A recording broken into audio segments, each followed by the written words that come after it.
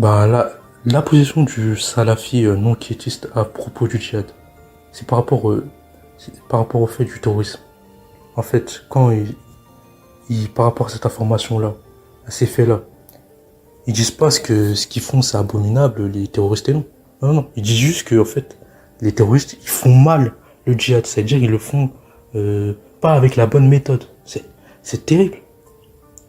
En fait, ils ne condamnent pas le terrorisme, ils disent juste, non, non, vous faites mal. Et en fait, eux, c'est dans leur prisme, bien sûr en suivant la doctrine islamique. Hein. C'est-à-dire ils parlent du djihad, effectivement, qui est un fait de l'islam qui est immuable, qui est inéluctable. Et la seule chose qu'ils parlent par rapport au djihad offensif, c'est qu'il faut attendre le gouverneur. Ils sont pas en mode le djihad, non, c'est pas ça l'islam, hein, le fameux discours, c'est pas ça l'islam. Non, non, non, il dit juste, oui, il faut attendre le gouverneur parce que il faut un gouverneur à sa tête pour établir le djihad offensif. Et ce qu'il dit, c'est juste que, en fait, les terroristes, ils font un djihad d'égaré et que eux, ils attendent le gouverneur. Ah, c'est terrible, c'est terrible.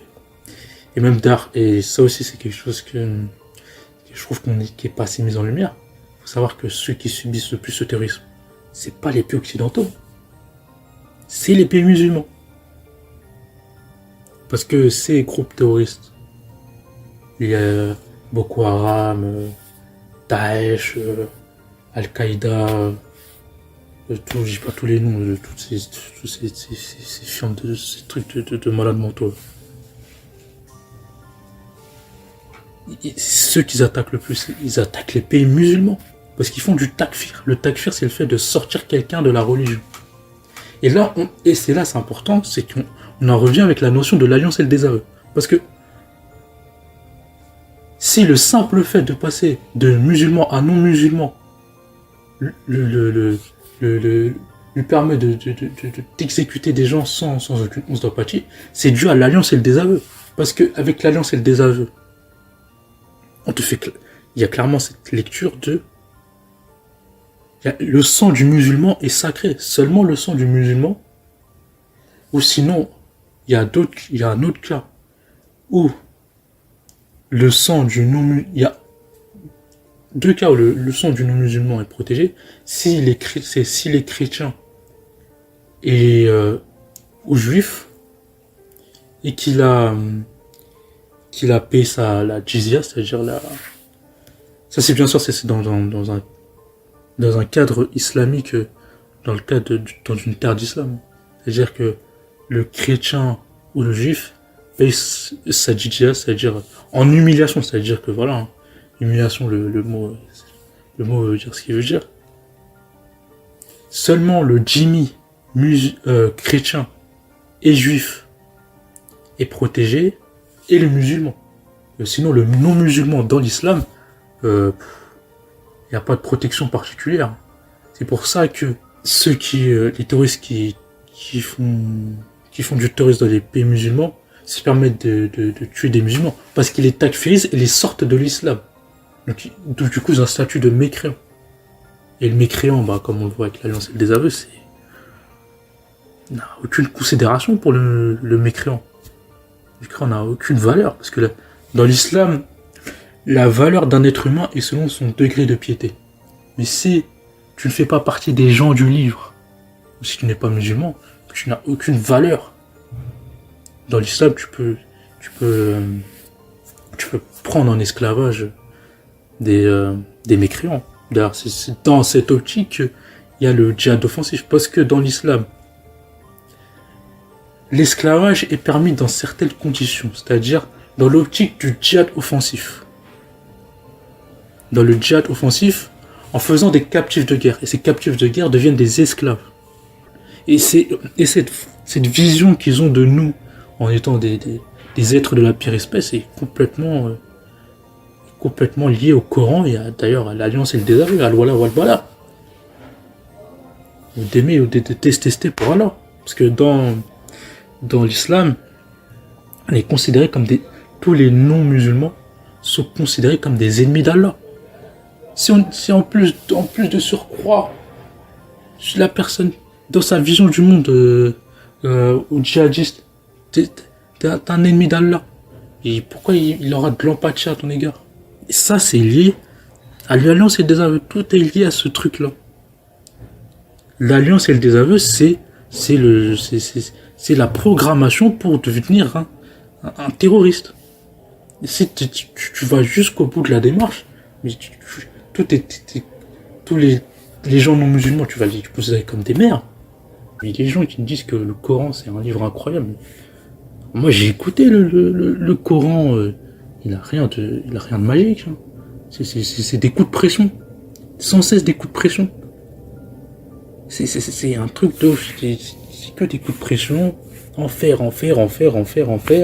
Oui, En plus ça c'est ça qui m'a frappé, c'est que moi en ayant écouté la Bible, en écoutant la Bible et en ayant écouté le Coran, en fait le Coran c'est une version de la Bible en version fanatique. C'est terrible. La même histoire de Abraham et Isaac dans la version du Coran, on dirait le fils, on dirait un fanatique. Et là il dit oui père, exécute-moi. Alors que dans la version de la Bible, au moins Isaac il a peur, il comprend pas ce qui se passe. Là, dans la version de l'islam, le fils que Abraham il doit sacrifier, enfin Ibrahim, hein, qui doit sacrifier, c'est un fanatique. Il dit oui, c'est pour Allah, il faut le faire. En fait, c'est ça. C'est une version du récit biblique en version plus fanatique et désordonnée. Désordonnée, vraiment, c'est ça. Vraiment, si je peux, c'est un mot qui qualifie le schéma narratif du Coran, c'est le désordre. Le désordre. Et d'ailleurs, apparemment, les gens de l'enfer pleureront jusqu'à ce qu'il n'ait plus de larmes. Puis ils pleureront des larmes de sang jusqu'à ce qu'ils forment sur leur visage des canaux dans lesquels des bateaux pourraient flotter. Ah mais vas-y, mais un paquebot, tant qu'il vas-y, un paquebot. Pourquoi pas le Charles de Gaulle, tiens, hein, pourquoi pas le Charles de Gaulle, hein, le portage, pourquoi pas, mais pourquoi? Non mais allons-y plus loin. Non mais c'est n'importe quoi. En fait là tu vois très bien que c'est un mec, le Mahomet, il faisait de la drill. Il fait de la drill. Pour moi, c'est le driller originel, ce gars. Son enfer, c'est de la drill. Moi, je dis, hein, franchement, les rappeurs en manque d'inspi, franchement, lisez le Coran, surtout les parties sur l'enfer. Vous aurez de l'inspi hein, pour clasher vos ennemis. Voilà, inspirez-vous du Coran. Parce que le Coran, en termes de trucs sadiques, il y a à boire et à manger. Il y a à boire et à manger, franchement. Bah d'ailleurs, par rapport au Coran, bon, je fais un aparté. Franchement, le Coran, pour moi, en tout cas, comment je l'ai perçu, faut pas le donner à toutes les mains. Il ne faut pas le donner à toutes les mains. Ce livre, il est... si tu prends pas de recul sur les textes, surtout si tu es dans une démarche de devenir un bon musulman, ce livre peut te radicaliser. Hein. Clairement, faut pas le donner à toutes les mains. Hein. Tu peux pas donner... il faut pas laisser une personne seule lire le Coran comme ça. Enfin, en tout cas, moi, je sais que je sais pas, tout le monde ne peut pas emmagasiner les informations qu'il y a dans ce livre en ayant l'esprit, en gardant un bon état d'esprit. Si t'es dans une démarche de devenir un bon musulman, en tout cas moi dans mon observation, je pense que ça peut te fanatiser. Ça peut te fanatiser. Parce que on part quand même du principe que selon le musulman, ce livre, c'est la parole de Dieu et les écrits de Dieu de la première à la dernière lettre. Donc il n'y a pas lieu à l'interprétation. De toute façon, l'interprétation, le musulman n'a pas à interpréter. Il doit lire ses tafsirs, ses interprétations du Coran. Donc il n'a même pas à penser en fait. Il y a des gens qui ont pensé pour eux il y a des millénaires. Et qui n'ont pas à penser. Ils doivent exécuter. Pour ça, je pense que ce livre, il faut quand même, je sais pas, que la Bible, tu peux le faire écouter à un enfant en vrai. Enfin, même si des fois, bon, voilà, il y a des récits un peu gore. Mais la façon dont... parce que moi j'ai quand même fait le comparatif entre la Bible en audio et le Coran en audio, ça n'a rien à voir. La Bible en audio, c'est beaucoup plus apaisant. Le Coran en audio, c'est oppressant. C'est oppressant au possible. Oppressant, c'est oppressant. Vraiment, c'est oppressant. Quand je vois des gens qui disent en commentaire, ce livre est magnifique et génial, Je me dis, mais ils sont... Donc c'est moi qui suis fou, c'est eux, ils sont perchés. C'est pas possible.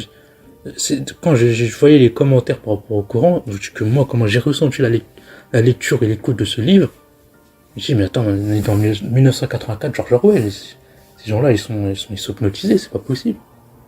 Je dis, attends, vous voyez pas, vous entendez pas ce qu'ils disent.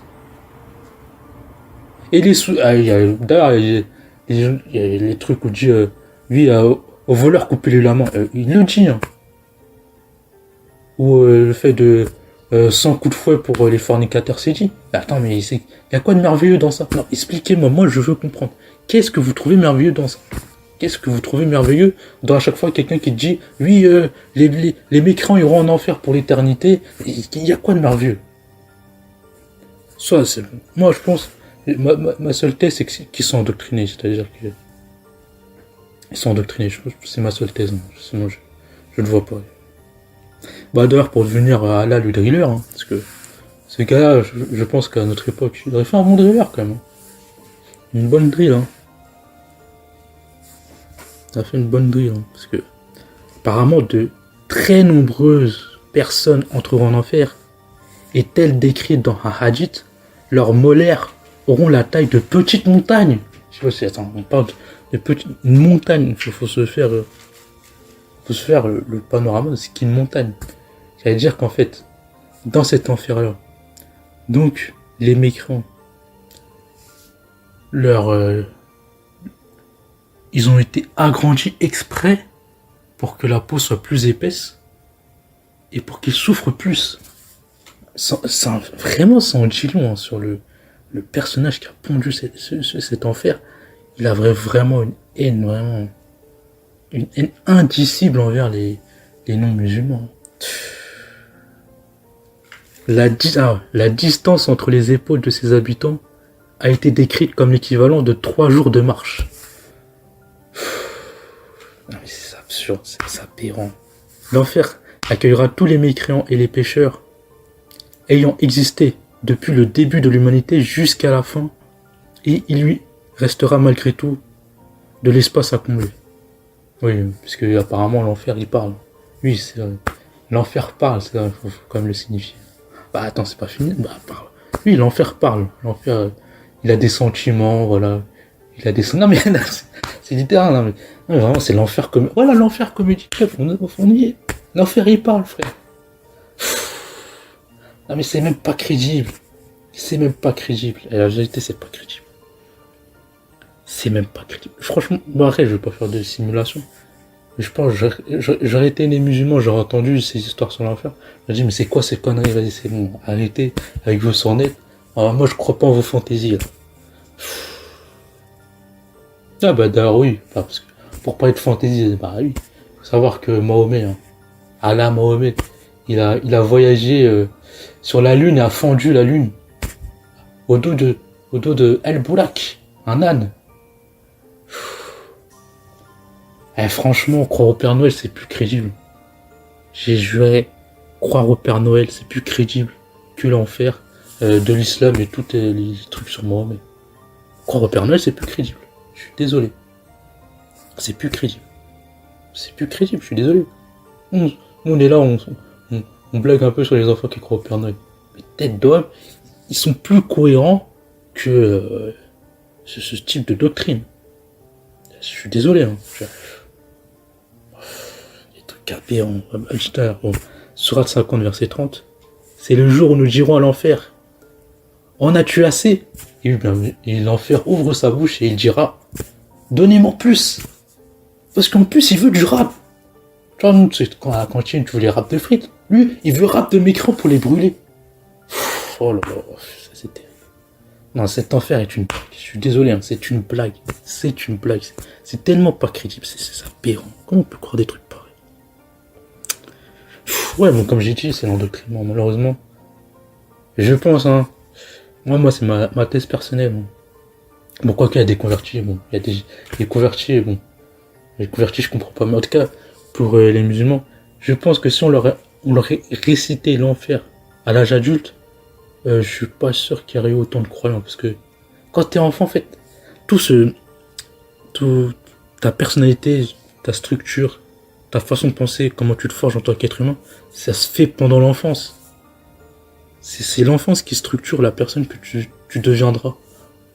Et si dès petit on te martèle avec ça, puis t'es traumatisé, le traumatisme il reste. Parce que quand t'es enfant, tu crois à tout. L'enfant il croit à tout, c'est une éponge. L'enfant il est innocent, c'est une éponge, il croit à tout. Et si dès petit on te martèle avec ça, t'imagines, à 6 ans on vient, on te dit oui l'enfer, si tu fais ça, tu iras en enfer, tu vas brûler. Mais pour un enfant c'est traumatisant. C'est traumatisant. Et après l'enfant il grandit et il a toujours ce traumatisme qui reste. Et même si quand il grandit, il fait ces trucs qui sont hors de la religion, mais il sera toujours ancré dans la religion vu qu'il y a cette peur qui le paralyse, qui le paralyse. Ah, vraiment, je pense qu'il faudrait faire bon, après, bon, je pense que les autorités, tout ça et tout, l'État, ils ont pas les couilles de faire ce type d'investigation, c'est-à-dire de faire des enquêtes psychologiques sur les effets d'un endoctrinement très jeune sur le cerveau enfant.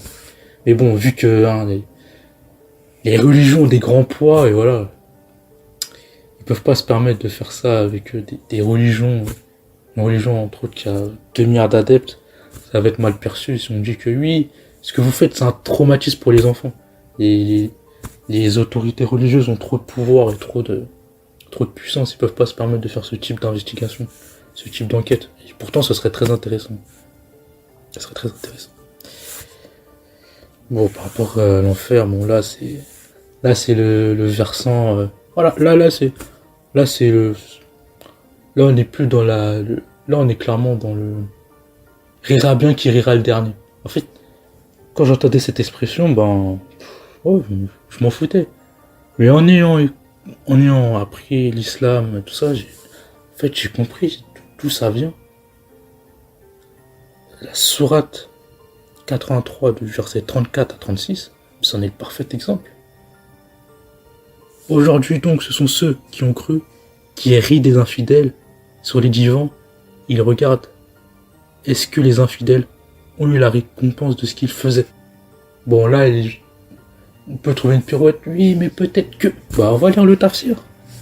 Le tafsir, on va voir ce que le tafsir de la sourate 83, versets 34 à 36 dit. Le jour de la résurrection, ce sont les croyants qui riront des mécréants, tout comme ces derniers se moquaient des croyants dans le bas monde. Installés sur les divans, ils regarderont les délices éternelles qu'Allah leur a réservées. Les délices éternelles, en l'occurrence, c'est de voir des gens en bas se faire torturer pour l'éternité. Ils appellent ça des délices. Non mais c'est pour montrer là le sadisme est assumé. Les mécréants seront alors rétribués par un châtiment humiliant pour ce qu'ils commettaient dans ce bas monde, dans le bas monde. Non mais là, clairement, ce livre c'est vraiment c'est un dieu vengeur. Allah est un dieu vengeur. Où je me vengerai. Là, vous êtes plus haut que moi. Genre, c'est le mec il y a quelqu'un qui est au-dessus de lui. Il jalouse. Il a le seum contre lui. Et c'est vraiment ça. C'est vraiment un dieu vengeur. Enfin, vengeur, parce que au final, les mécréants vivent juste mieux que lui. Ils ont juste refusé sa doctrine. Au final, quelle vengeance. Ils ont juste refusé. Ils ont dit, bon, tes trucs, on croit pas en tes conneries. Mais on croit en nos trucs. Ils ont le droit. Donc en fait, Mohamed, il a une démarche de dictateur, c'est-à-dire, soit t'acceptes mon message, je suis le dernier messager, même s'il y a des trucs incohérents, aberrants, et tout ça et tout. Et oui, je suis le dernier messager, et si tu refuses mon message, même si t'as été le meilleur, t'as sauvé des vies, oh non, tu brûleras pour l'éternité, juste parce que tu n'es pas musulman. Ceux qui ont renié le Coran. Mais c'est juste que peut-être que le Coran il est pas cohérent. D'ailleurs, j'ai déjà prouvé à maintes reprises. C'est navrant. Bon là on part. Là c'est le stade final. Là c'est Mohamed à la fin de sa révélation, parce que il y a une période où Mohamed il était en position où il était un peu plus sympathique. Il parlait avec les juifs, les chrétiens. Il n'était pas en position de force, donc il faisait profil bas un peu. Et là, bon, là, on arrive à la fin, où là, clairement, son but, c'est de dominer, quoi. Là, il n'y a plus de oui, voilà, on vous accepte. Même si vous avez vos croyances, on a les nôtres. Non, on n'est plus dans ça. Là, c'est Sourate 2, verset 88. Là, ça annonce. Hein. Quiconque est ennemi d'Allah et de ses anges et de ses messagers et Gabriel et Michael, alors Allah est l'ennemi des mécréants. Bon, déjà, comment on parle Allah, on parle quand même d'un Dieu omniscient et omnipotent. Un Dieu omniscient, omnipotent, qui est tout puissant, ne peut pas avoir d'ennemis. Encore moins un être humain dont il a écrit le destin 50 000 ans avant la création. Ça n'a aucun sens. C'est aberrant. Comment on peut être l'ennemi d'un Dieu tout puissant qui a tout créé? Ça n'a aucun sens. Ça n'a aucun sens. Oui, parce qu'en fait, voilà, c'est simple. Parce que la réalité, c'est quoi? C'est que Allah, c'est Mahomet. Et là, tout prend son sens. Si tu transformes ennemi d'Allah par ennemi de Mahomet, là, tu comprends. Là, c'est logique. Oui. Là, parce que Allah, c'est son pseudo. C'est ce qu'il rêverait d'être. Un Dieu tout-puissant où il a pouvoir sur tout. Ça, c'est son fantasme. C'est sa lubie. C'est ce qu'il espère. C'est son délire. C'est entre guillemets, c'est presque sa seconde personnalité. Où il est en mode tout-puissant. Nous les brûlerons. Voilà, il parle de la première personne du pluriel. Voilà, personne narcissique. C'est le Allah. C'est le Mahomet en mode tout-puissant, quoi. Mais en fait, lui, quand on prend ce postulat que tu transformes ennemi d'Allah par ennemi de Mahomet, là, tout est clair. C'est bon, je comprends. C'est clair. La sourate 9, verset 111. Certes, Allah a acheté des croyants leurs personnes et leurs biens en échange du paradis. Ils combattent dans le sentier d'Allah, ils tuent et se font tuer. C'est une promesse authentique qu'il a prise sur lui-même dans la Torah, l'Évangile et le Coran. Et qui est plus fidèle qu'Allah à son engagement? Réjouissez-vous donc de l'échange que vous avez fait, et c'est là le très grand succès. On va quand même lire le tafsir, l'interprétation de la sourate 9, verset 11, de la sourate 9, verset 111 plutôt. Allah, exalté soit-il, fit la faveur aux croyants d'acheter leur personne malgré que ceci soit déjà sa propriété. Ouais, propriété. Au prix du paradis, ils combattent les mécréants afin que la parole d'Allah soit la plus haute. Ils les tuent et se font tuer par eux. Allah fit cette promesse véridique dans la Torah, le livre de Moïse, dans l'Évangile, le livre de Jésus, ainsi que dans le Coran, le livre de Muhammad. Et personne n'est plus véridique en promesse qu'Allah. Réjouissez-vous donc, ô croyants, et soyez heureux de la transaction que vous avez conclue avec Allah, puisque vous êtes grandement gagnant et ce gain est l'immense succès. Et donc là, en fait, là, je viens de me rappeler quelque chose, c'est qu'en fait, avant d'avoir son mariage avec Aïcha 6 ans et lui-même Mahomet 51 ans, et quand il a schtroumpfé, quand elle avait 9 ans et lui 54 ans, hein, consommer le mariage. Mais bon, il a schtroumpfé. Bon, je dis schtroumpfé pour pas dire le mot. Voilà, le mot. Et là, tu comprends que avant ça, il était avec Khadija, qui était une marchande et il travaillait pour elle. Et on comprend tout ce lexique de transactions, de commerce. C'était un commerçant en fait. Et c'est pour ça qu'Allah parle comme un commerçant.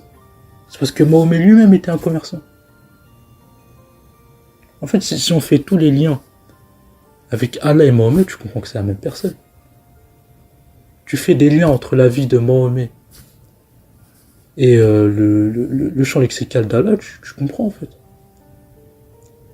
Même par rapport au mariage d'Aïcha.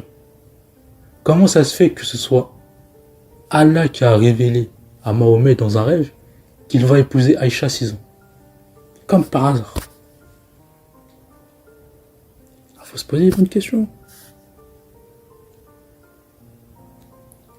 Mahomet, il utilisait Allah pour avoir des choses. Sourate 2, verset 216. Le combat vous a été prescrit alors qu'il vous est désagréable. Or, il se peut que vous avez de l'aversion pour une chose alors qu'elle vous est un bien. Il se peut que vous aimiez une chose alors qu'elle vous est mauvaise. C'est Allah qui sait alors que vous ne savez pas. On va quand même lire l'interprétation du Coran, le tafsir de la sourate 2, verset 216. Ô les croyants, combattre pour la cause d'Allah vous a été imposé. Je pense que c'est clair.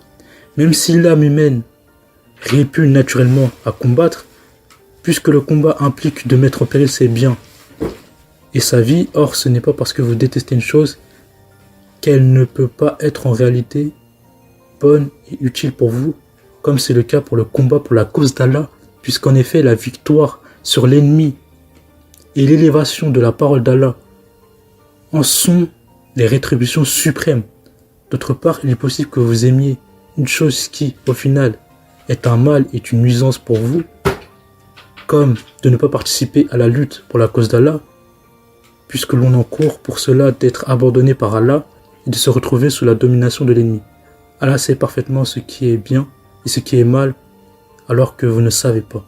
Obéissez donc à son ordre, car c'est un bien pour vous. Bon, ça en dit long, hein. Tu comprends pourquoi il y a les 3 notions de djihad. La notion du... Là encore, les gens peuvent essayer de dire, oh, mais non, c'est le djihad défensif.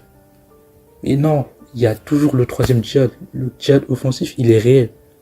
Il dit bien le sentier d'Allah pour que la parole d'Allah soit au plus haut. Parce que le but de l'islam, c'est que la terre entière soit musulmane. Et peu importe les moyens. Si le dialogue ne marche pas, pour convertir les mécréants, il y a le djihad offensif. L'islam est une religion de combat. Les tafsirs le montrent. C'est une religion de combat. Les versets peuvent être...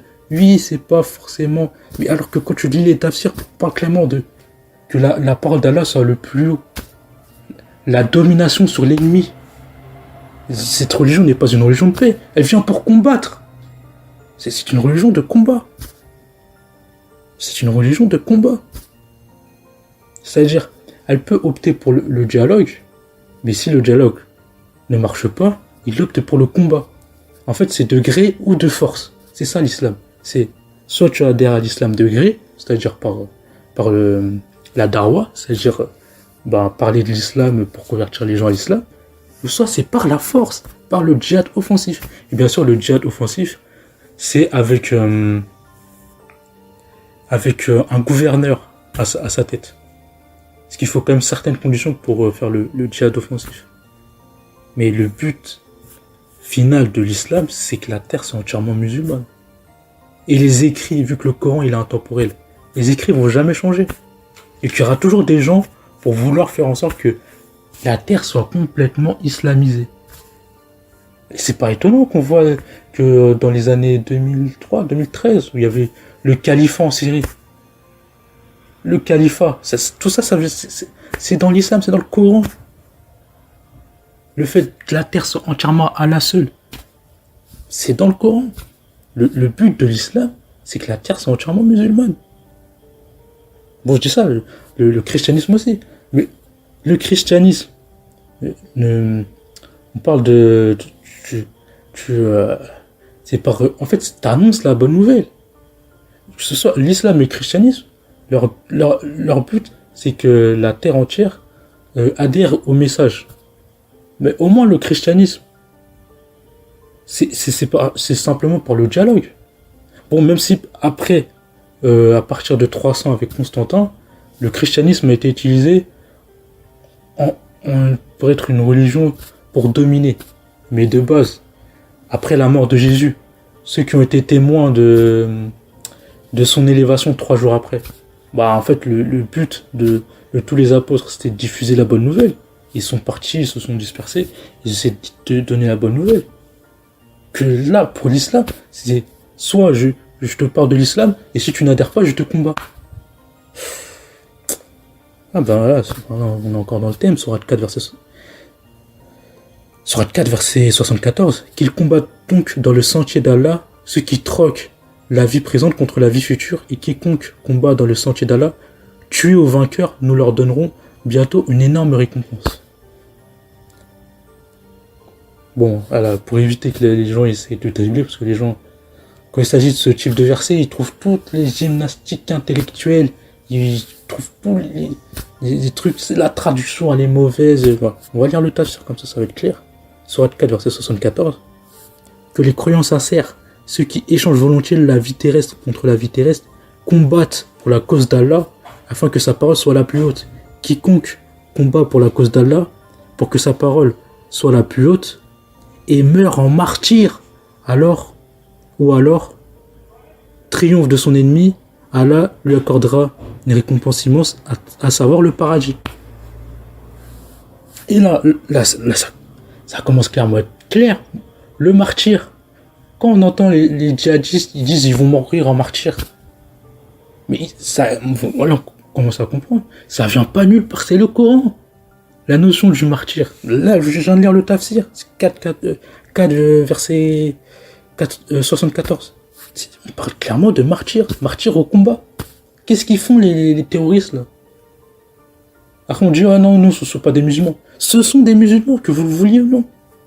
Ce sont des musulmans. Si vous voulez, il y a certaines règles, ils font certaines choses déviantes, ce sont des égarés de l'islam, mais ce sont des musulmans. Ce sont des musulmans. Voilà. Là, je suis obligé de faire le comparatif avec le christianisme. Le martyr dans le christianisme, c'est après la mort de Jésus. Ceux qui sont partis donner la bonne nouvelle, annoncer la bonne nouvelle au reste de l'humanité. Quand ils essaient de transmettre leur message, souvent ils étaient persécutés. Pendant 300 ans, les chrétiens, après la mort de Jésus, étaient persécutés pour le message de Jésus-Christ. Mais ils n'attaquaient pas leur ennemi. Ils étaient torturés, ils étaient exécutés. Et ça veut dire que le martyr chrétien, c'est pas combattre, tuer. Non. C'est prêt à mourir, mais sans attaquer personne, pour transmettre le message de Jésus-Christ. Je suis désolé, mais c'est beaucoup plus vertueux que ce truc par rapport à l'islam. Le martyr en islam, on pense au djihad. C'est le djihad. Littéralement, c'est le djihad de combat, ou même peut-être aussi le djihad défensif. Mais on n'est en aucun cas dans un contexte de paix. C'est-à-dire qu'il ne vient pas en paix. Non, faut arrêter de dire que l'islam est une religion de paix. Faut assumer. Après, je suis pas un jugement moral, c'est bien, c'est mal. Mais c'est une religion de combat, c'est un fait. C'est un fait, c'est dans son ADN. C'est dans son ADN que l'islam déteste les mécréants, les haït au plus haut point. Une haine indicible, c'est dans son corpus, c'est dans son ADN. On ne pourra jamais le changer. Que l'islam est une religion de combat, c'est un fait, c'est une réalité. Personne ne peut le changer, car le Coran est immuable. Il ne peut pas être changé. Il ne peut pas être changé. On va continuer dans le champ lexical du combat. Sourate 61, verset 11. Que vous croyez en Allah et son messager, et que vous combattez avec votre argent et vos vies dans le chemin d'Allah, c'est le mieux pour vous si seulement vous saviez. En retour, ça c'est la Sourate 61, verset 12. En retour, il vous pardonnera vos péchés et vous admet dans les jardins en cours d'eau ruisselant, avec de beaux palais, dans les jardins d'Éden, ceci est le plus grand triomphe.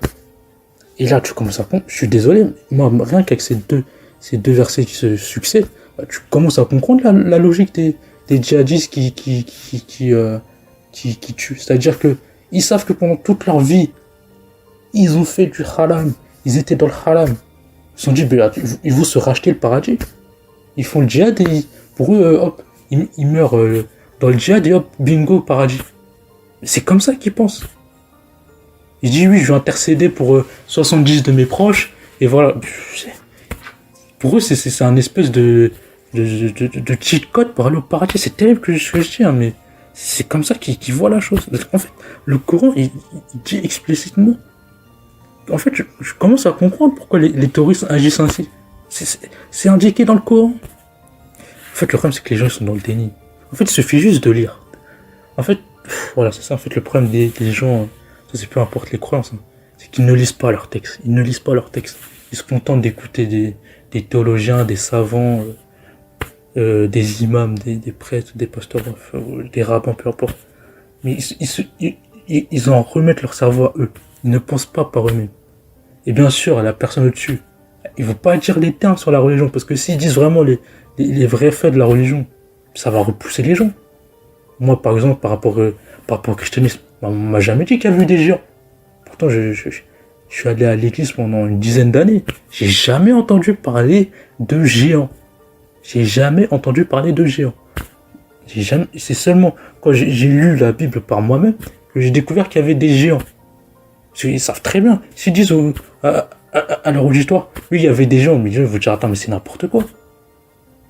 Et c'est pareil pour ce que je dis là, pour le christianisme, c'est pareil pour l'islam ou le judaïsme. C'est-à-dire qu'ils peuvent pas dire les termes, les trucs horribles qui s'est passé. Par exemple, il y a plein de musulmans qui savent même pas que le prophète Mahomet, le prophète de l'islam Mahomet, il a marié Aïcha à 6 ans, et a consommé. Voilà, hein, quand j'ai consommé, c'est horrible. Son mariage quand elle avait 9 ans. Il y en a plein, ils le savent pas. Heureusement qu'il y a des apostats qui sortent. En fait, voilà. En fait, moi, ce que je comprends pas, c'est qu'en fait, les apostats, en fait, ils disent juste ce qu'il y a dans les tréfonds de l'islam, en l'occurrence. Et tous les dossiers sombres de l'islam, les dossiers qu'on veut pas sortir. En fait, les ex-musulmans, les apostats, ils sortent juste les dossiers de l'islam que les savants, tout ça, les imams ne veulent pas dire, qu'ils disent pas à leur auditoire. C'est ce qu'ils font, hein. En plus, ils donnent les sources, c'est ça le pire, c'est qu'ils donnent, les apostats donnent les sources de ce qu'ils disent, mais les gens restent dans le déni. Ou soit, quand parce que moi j'ai déjà entendu quand même pas mal de débats, soit par rapport à l'esclavage, la pédophilie, c'est-à-dire qu'ils soit ils sont dans le déni, la dissonance cognitive, ou soit dans le relativisme. C'est la position qui me dégoûte le plus. Vraiment, le relativisme, ça me dégoûte, franchement. Ça me dégoûte. En fait, je pense que pour vraiment sensibiliser les gens aux écrits, alors que bon, je sais que c'est impossible, mais il faut qu'ils visualisent, il faut qu'ils voient clairement ce que ce type d'écrit, comment ça se transcrit dans la réalité. Parce que eux, quand ils lisent des choses, ils n'arrivent pas à se le mettre en tête. Quand c'est pour eux que c'est des lignes. Mais quand tu le vois en face des yeux, c'est beaucoup plus difficile d'être dans le déni ou de faire de la dissonance cognitive. Si tu vois réellement en face de toi ce que ça donne. Et c'est pareil, vous savez, j'en reviens avec la charia, le califat, tout ça et tout. C'est que la charia, tout ça et tout, oui, la terre, qu'un pays soit musulman. La plupart des musulmans veulent que les pays adoptent le droit musulman, qui deviennent des pays musulmans. Mais est-ce que vraiment ils assumeraient vraiment l'islam? C'est ça la question. Parce que on est dans des pays de liberté. En fait, tu te rendras, en fait, je pense qu'ils se rendra compte de la liberté que quand ils l'auront perdu. C'est ça le problème. C'est que quand ils l'auront perdu et que le pays basculera de quelque chose où t'as la liberté à quelque chose de coercitif, qui vont se dire, oh, en fait, on veut revenir en arrière. C'est terrible. Donc, du coup, par rapport à l'islam, par rapport au combat, la sourate 4, verset 95, ne sont pas égaux ceux des croyants qui restent chez eux, sauf ceux qui ont quelques infirmités, et ceux qui luttent corps et bien dans le sentier d'Allah. Allah donne à ceux qui luttent corps et bien un grade d'excellence sur ceux qui restent chez eux. Et à chacun, Allah a promis la meilleure récompense, et Allah a mis les combattants au-dessus des non-combattants en leur accordant une rétribution immense. Dire que l'islam n'est pas une religion de combat, franchement, faut le faire. Là, c'est clairement dit, Allah a mis les combattants au-dessus des non-combattants en leur accordant une rétribution immense. Oh, au bout d'un moment, faut commencer à accepter la réalité. L'islam est une religion de combat. Cette doctrine a été forgée pour le combat. Pas nécessairement le combat en mode viking, mais c'est-à-dire que si le dialogue ne marche pas, c'est le combat direct. Ça a été préparé pour ça, c'est dans son ADN, c'est dans son corpus. Ah, 47, verset 35, on est encore dans le même ADN. Non. Ne faiblissez donc pas et n'appelez pas à la paix alors que vous êtes les plus hauts. Qu'Allah est avec vous et qui ne vous frustrera jamais du mérite de vos œuvres. Non mais voilà, clairement, c'est comme on dit, s'ils sont supérieurs, bah, faut pas appeler à la paix, faut combattre. C'est une religion. Le but c'est de dominer. De toute façon, même dans les tafsirs, combien de fois on parle de domination, que la parole d'Allah soit la plus haute. On n'est pas dans la paix là, on est dans le combat. D'ailleurs, par rapport à la sourate 4 verset 24, où c'est la sourate par rapport au butin de guerre, où c'est dit que les femmes mariées sont interdites, sauf celles qui sont vos esclaves en toute propriété. Où il y a une prescription d'Allah, il est permis de se servir de vos biens en concluant un mariage. On parle quand même de femmes qui ont perdu leur mari dû au razzia, au djihad, pour le coup. Et on parle quand même des captifs comme de biens. Clairement, on est dans la déshumanisation. Non en débauchés, non. Puis de même que vous jouissez d'elle.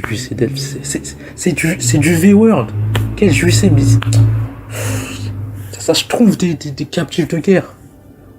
Oh là là, putain. Des captifs de guerre qui ont au statut d'esclaves. Hein. Donnez-leur leur marque comme une chose due. Il n'y a aucun péché contre vous. Est-ce que vous concluez un accord dans lequel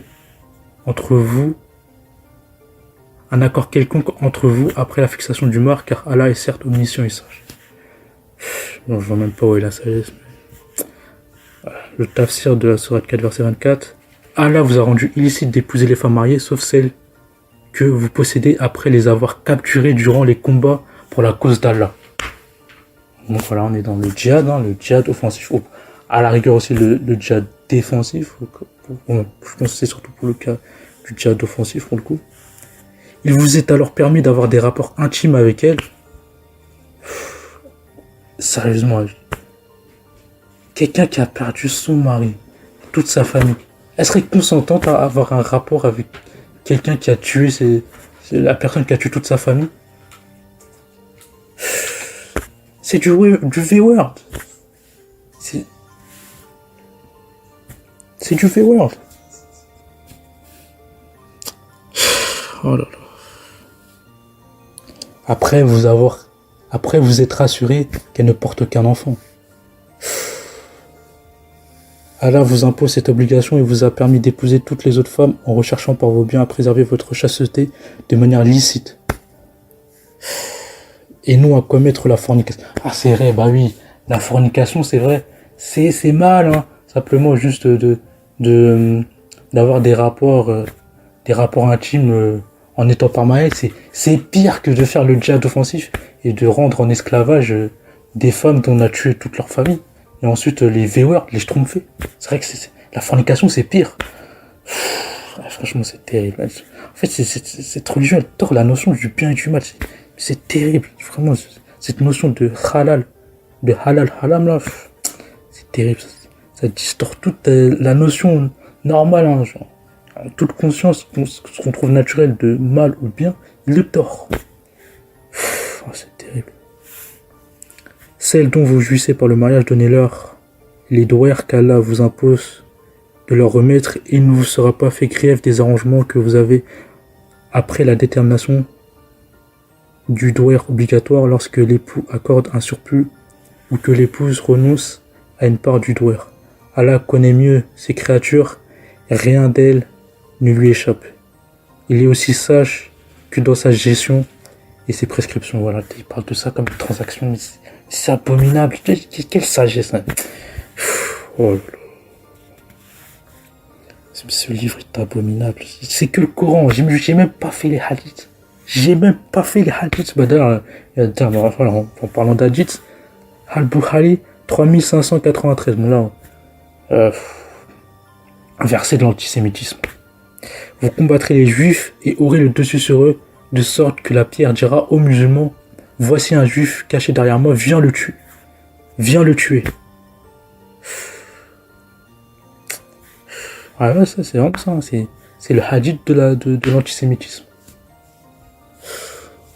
Le gars se fait tuer juste parce qu'il est juif. Non, c'est terrible, franchement. Je suis dépité. Sourate 2, verset 193.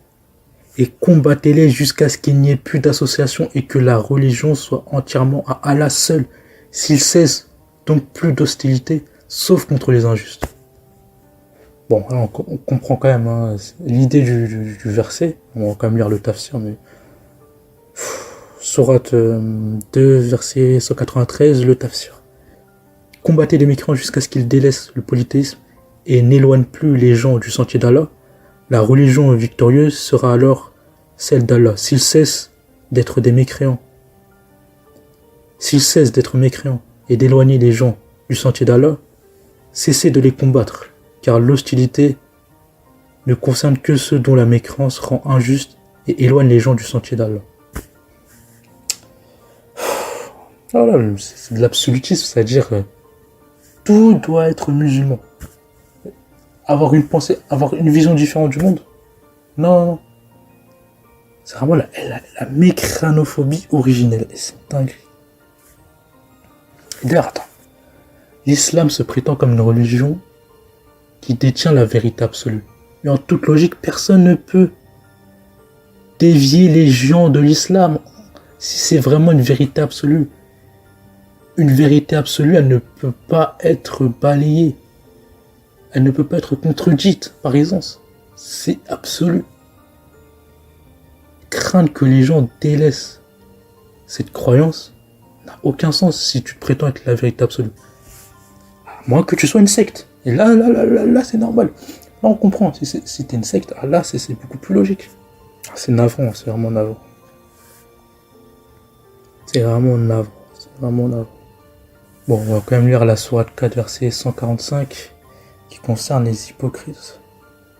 Les hypocrites seront certes au plus bas fond du feu, et tu ne leur trouveras jamais de secoureur. Le tafsir de la sourate 4, verset 145. Allah mettra les hypocrites dans le lieu le plus bas du feu, le jour de la résurrection. Tu ne leur trouveras aucun défenseur capable d'éloigner d'eux le châtiment. Bon, voilà. Bon, ceux qui sont... Ah non, quoique, ça dépend de quel hypocrite tu parles. Parce que... Si c'est hypocrite en religion, je suis pas sûr que ça te condamne. Parce que Sourate 9, verset 82, qu'ils rient un peu et qu'ils pleurent beaucoup en récompense de ce qu'ils se sont acquis. Tafsir de la Sourate 9, verset 82, que ces hypocrites restés en retrait du combat rient en profitant de leur éphémère vie d'ici-bas, car ils pleureront incessamment dans leur éternelle vie et de l'au-delà pour avoir mécru et commis des actes de désobéissance et des péchés dans ce bas monde. Donc voilà, le simple fait, juste, t'es pacifique, tu veux pas combattre. T'es là, t'es en paix, tu veux pas combattre. Voilà le sort qu'Allah te réserve. Oser dire que l'islam n'est pas une religion de combat, c'est du mensonge. Mais au bout d'un moment, faut assumer en fait le postulat de ta religion. Tu peux pas me dire que l'islam est une religion de paix, d'amour et de tolérance. L'islam est une religion de combat dans son ADN. C'est une religion inquisitrice.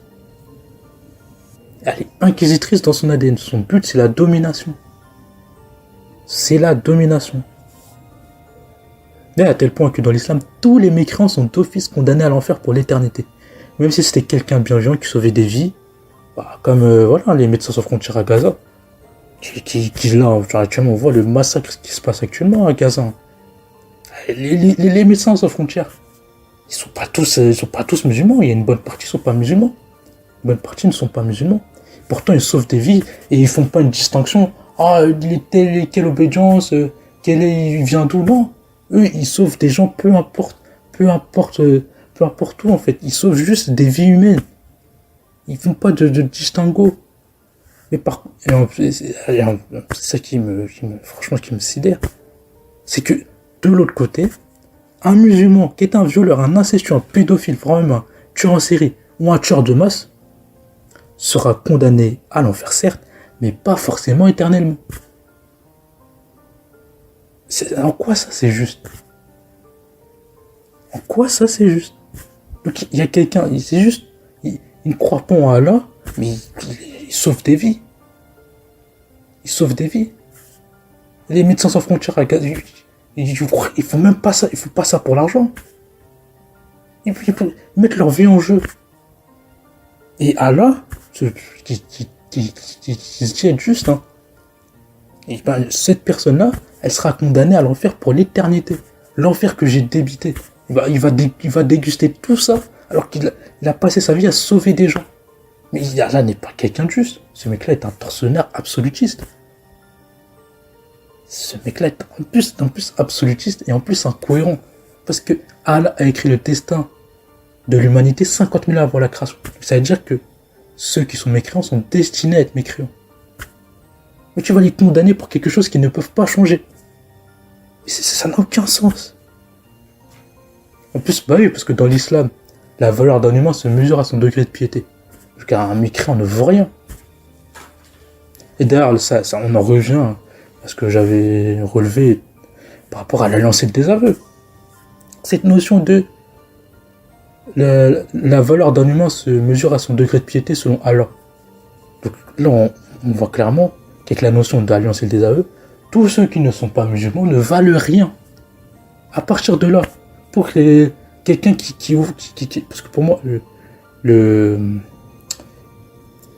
l'alliance et le désaveu, c'est, comme j'ai dit, c'est ce qui mène au djihadisme. Parce qu'en fait, tu vas pas attaquer quelqu'un si tu as des relations avec lui, si tu parles avec lui, tu auras beaucoup plus de mal à l'attaquer. Mais si cette personne, d'emblée, tu le détestes, tu le hais, tu n'auras aucune culpabilité pour le tuer. Moi, l'alliance et le désaveu et le djihad offensif est intrinsèquement lié. Parce que c'est l'alliance et le désaveu qui permet de déshumaniser tous nos musulmans, et le djihad offensif et la phase finale, c'est de le conquérir et de le dominer et de l'asservir, faire en sorte qu'il devienne musulman. Soit il accepte l'islam, ou soit il est combattu.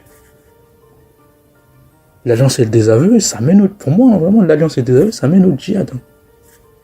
Ça mène au djihad. Ouais. Au point, tellement. C'est vraiment, pour moi, vraiment, cette notion de la valeur d'un humain se mesure à son degré de piété, ça montre vraiment le degré de haine que Allah a pour les non-musulmans. Parce que pour lui, un tueur, un incestueux, un pédophile, un tueur de masse, comme il est musulman, il reste meilleur qu'un non-musulman qui sauve des vies, peu importe qui il doit sauver. Ça en dit long, en fait, c'est un degré de haine. Et tu peux pas me dire que cette religion c'est la vérité, c'est pas possible. C'est pas possible. Non mais vraiment, franchement, lisez vos textes. Lisez vos textes. Sans vous faire influencer. Faites une lecture individuelle de vos textes. Mais moi en vrai, faut même pas m'écouter. Hein. Moi je n'ai fait que lire. Mais il faut faire une lecture individuelle de ces textes religieux. Et pas écouter des savants. Et s'en remettre à sa propre humanité. À la logique. Avec du bon sens. Et de la lucidité. Et de l'esprit critique. En plus, j'avais oublié cette sourate. Franchement.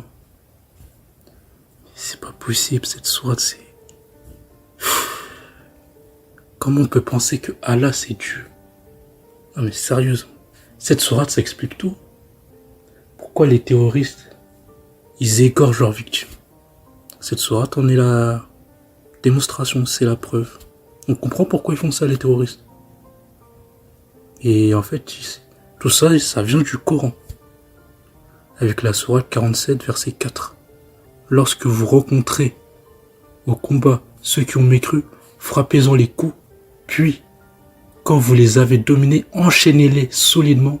Ensuite, c'est soit la libération gratuite, soit la rançon, jusqu'à ce que la guerre dépose ses fardeaux. Il en est ainsi car, si Allah voulait, il se vengerait lui-même contre eux, mais c'est pour vous éprouver les uns par les autres, et ceux qui seront tués dans le chemin d'Allah, il ne rendra jamais vaines leurs actions. Et l'interprétation du Coran, la sourate 47 verset 4, le tafsir, qui dit « Ô croyants, lorsque vous faites face aux mécréants qui vous combattent, frappez-en les coups avec vos sabres. » Donc là, frappez-en les coups, c'est édulcoré, mais ça veut dire égorger, littéralement. Parce que frapper avec un sabre, et continuer à les combattre pour en tuer le plus grand nombre et les affaiblir, puis, après en avoir tué le plus grand nombre, entravez solidement ceux parmi eux que vous avez fait prisonniers et décider de leur sort selon ce que dicte votre intérêt. Soit vous leur faites la faveur de les libérer sans contrepartie ou contre une rançon, ou alors vous prenez une autre décision en ce qui les concerne. Continuez de les combattre et de les emprisonner jusqu'à ce que les mécréants se convertissent ou que soit conclu un traité avec eux qui fasse cesser la guerre. Cette épreuve infligée aux croyants et l'alternance des victoires et des défaites est un jugement d'Allah, mais si Allah voulait défaire les mécréants sans combat, il le ferait. Seulement il est prescrit le djihad afin de vous éprouver les uns par les autres et tester qui des croyants combattra et qui ne combattra pas.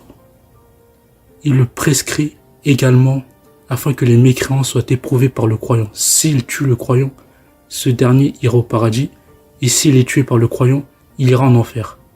Allah n'invalidera pas les œuvres de ceux qui sont tués pour la cause d'Allah.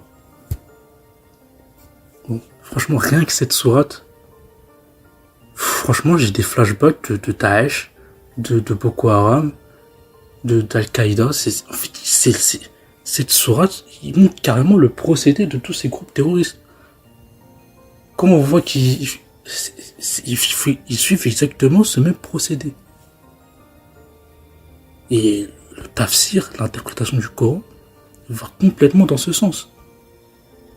Là clairement, cette sourate est dans un contexte de guerre. Mais déjà, si on prend les religions antérieures avant l'islam, c'est-à-dire le christianisme et le judaïsme. Mais dans le judaïsme et le christianisme en l'occurrence, il y a les 10 commandements. Et l'un des 10 commandements, c'est tu ne tueras point. Mais comment ça se fait que le même Dieu de la Bible, de l'Ancien, du Nouveau Testament, est autant changé en seulement 600 ans? Ça n'a aucun sens. Et avec ça, on va me faire croire que Allah, c'est le même Dieu que celui-là de la Bible. Mais ça n'a aucun sens. Mais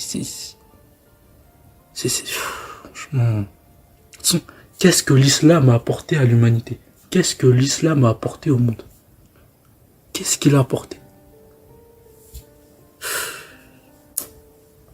Non, d'un moment, faut regarder la réalité en face. L'islam est une religion de combat. Parce que un Dieu miséricordieux, juste, amour, sage, jamais il te demanderait de faire la guerre. Franchement, c'est incompréhensible. D'ailleurs, dans la religion musulmane, Jésus, qui est appelé Issa, tout comme dans le christianisme, il est indiqué que Jésus n'a commis aucun péché. Et Mahomet, qui est le dernier messager, il est présenté comme le meilleur des hommes. Mais si le meilleur des hommes, ça sous-entend qu'il est meilleur que Jésus, alors que Jésus n'a commis aucun péché, ce qui n'est pas le cas de Mahomet. Alors comment on peut dire que Mahomet est le meilleur des hommes et un exemple? Alors que factuellement, l'exemple, c'est Issa, c'est Jésus. Pourquoi c'est Mahomet l'exemple et pas Jésus? Alors que Jésus, Issa, a une vie sans péché. Ce qui n'est pas le cas de Mahomet. Et ça, c'est une incohérence, franchement, je ne comprends pas. Mais si les musulmans devraient suivre un exemple, ce serait bien Jésus, Issa. Il a commis aucun péché.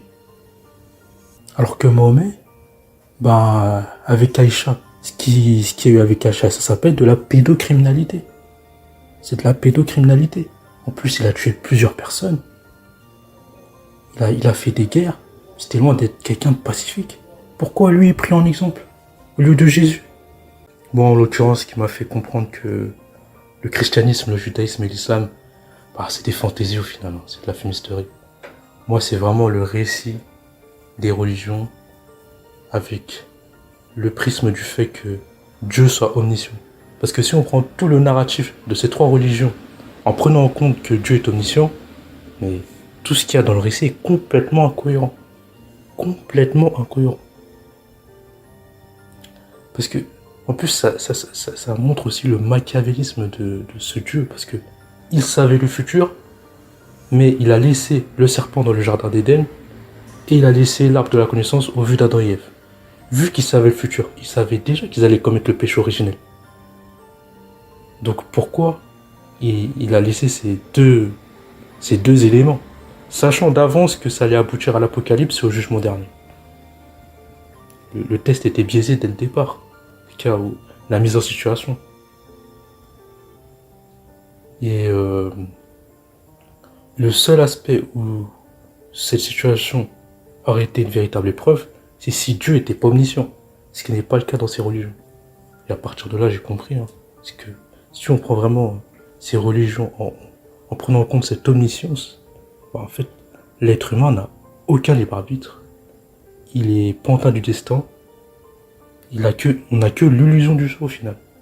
Et d'ailleurs même, pourquoi tu vas tester des gens dont tu connais déjà la destinée bien avant leur naissance?